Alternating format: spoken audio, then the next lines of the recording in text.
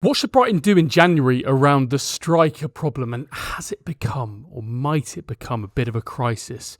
Welcome back to Seagull Central. My name is Adam MacDonald, and thank you very much for clicking on this video, returning to the channel and getting involved in all the biggest, the best, the most in-depth and the most regular Brighton content out there on YouTube. If you haven't already, hit the subscribe button, turn your notifications on. You will never miss a video, and I would love to have you as part of the growing subscriber crew that we have here. Right, I want to get into today, I guess, an issue that we've kind of been speaking about for a while, and I think it's certainly been one that we've been speaking about over the summer when we obviously sold João Pedro. We're left with, Stefanos Tzimas and Charalampos Kostoulas as kind of two young bucks coming in to replace him, and then Danny Welbeck being the supporting striker to those guys as well. Obviously, they're supporting him with him being the starting striker. But the question always was, do we have enough firepower? Can we rely on these two lads who've never played, Premier League football, haven't played loads of games at the top level, senior level? Of course, Charalampos Kostoulas particularly had done quite good in the Europa League and played in Europe. But Stefanos Tzimas only playing second division football in Germany, really, in terms of kind of elite level football. Were these guys ready to step in and say Danny Welbeck were to get injured? What would we do in that situation? Well, we find ourselves now in a slightly different situation, don't we? Where, okay, I suppose it's quite fortunate that we're approaching the January transfer window, but with Stefanos Tzimas now out injured until what? At least, let's say, March, April. The bulk of the season, we've now lost Stefanos Tzimas to a knee injury. Where does that leave Brighton? Did Brighton leave themselves too open in the summer? Was this something that we should have all foreseen? Or does it time very nicely in terms of bringing Evan Ferguson back to the club after a bit of a sticky, bit of a tricky, not the perfect loan so far for him at Roma over in Italy? I think in terms of Stefanos Tzimas, it's a tough one, isn't it? Because he was a player who I think we all thought, after we saw him a couple of times, we saw him in the Carabao Cup, we've seen him a few times in the Premier League, obviously did really well to get his first ever Premier League goal against Nottingham Forest the game before. He had to go off without, horrible injury against Aston Villa. And in terms of being a striker for the Fabian Hurzeler system, seemed perfect. If you compare it to someone like Danny Welbeck, we know how he is just the perfect Fabian Hurzeler striker. Hurzeler loves how much he, is a proper presser of the ball. And we were seeing that, particularly in the Villa game. The intensity, the desire, the speed, the kind of chasing down of everything that Seamas was playing with. And I think once we lost him in that game, it really did spin the dial and change the way Brighton had to play. Not only did we just straight up lose a focal point, we had to play with Gruda, we obviously had to play with Hinshelwood. We looked a different side. We wanted to rest Welbeck. But the game plan had to completely change after that game. And obviously I know, that was just a one-off game. But I think in terms of what we lose from him, it is quite interesting. We now only have Welbeck. We're now in the cut and thrust of quite a difficult, intense Christmas period where the games come regularly. But we're going to be playing a lot of games over the next few months. The FA Cup will begin. We'll begin to start playing Tuesday nights, a little bit more midweek games.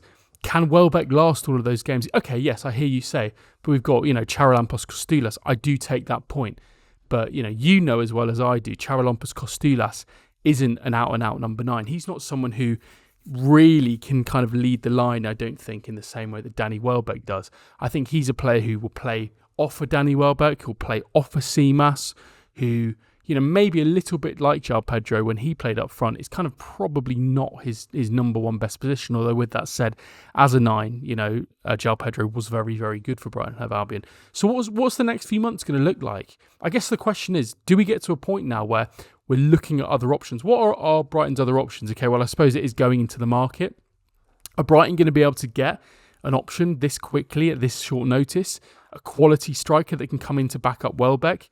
Maybe they can. I suppose on the Brighton, transfer list and the scouting network, you'd like to think that given the fact that we had lost João Pedro, given the fact that we were only relying on Danny Welbeck, given the fact that Danny Welbeck is 35 years old, we brought in 2 relatively unknown prospects, maybe the club were kind of hoping and looking at generally in the next kind of 6 months to a year, bringing another striker in. Maybe that just might mean that process has been sped up. Maybe they'll make an ambitious move for someone like an Endrick, although, again, not really a kind of out-and-out number 9, you might say yourself.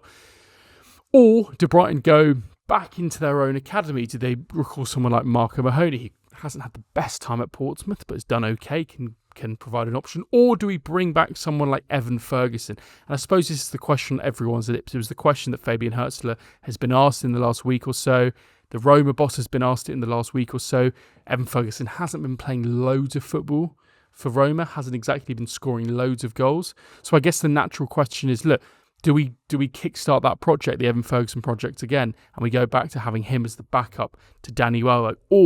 Or do Brighton just try and see it out? I think the difference between maybe Hurzeler and managers that have come before him in Roberto De Zerbi is I think Hurzeler, like Graham Potter, will deal with the cards he's got. He will deal with the players he's got. And as Graham Potter used to always say, my job as a coach is a coach, not the chief scout, not the recruitment officer. It's the coach. It's to deal with and coach the players I've got and get the best out of these players.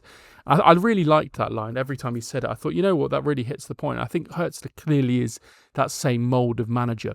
You know, you might say, yes, he's a club man. Yes, it's this. Yes, it's that. And, you know, De Zerbi, while he really put pressure on the board to kind of go again after we'd achieved Europe and really improved that recruitment, you know, that's not in line with the club's vision.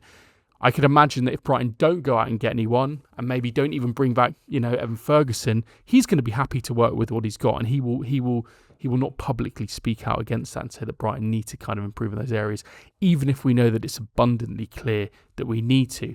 I suppose for Stefanos Tzimas, it's a really difficult one for him, isn't it? Because, you know, you come into the Premier League, you actually start okay. You don't get loads of football. You know, there was a long period where many of us were going, where the hell are the Greek lads? When are we going to see the Greek lads? When are we going to see them in the Premier League? And really, we hadn't properly seen them, properly much of them yet, had we?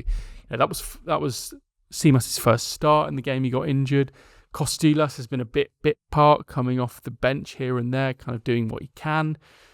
But actually both looking like decent prospects. I imagine over the next few months we'll see more of Kostoulas. But for Stefanos Tzimas, this is a real blow, isn't it? You know, doing what looks like maybe, you know, an MCL could be a very, you know, hopefully a moderate version of an ACL. You're talking months, aren't you? You're talking months. And it's a real blow. Only 19 in your first season. How will he come back from that?